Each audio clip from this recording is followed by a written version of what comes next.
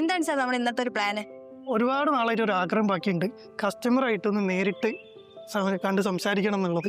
So ഇന്ന് ഒരു ദിവസം അതിനായിട്ട് നമുക്ക് ഒരുക്കി വെച്ചിരിക്കുകയാണ്.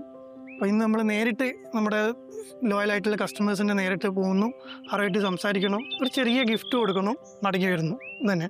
ബാക്കി പോയി നോക്കാം നമുക്ക്.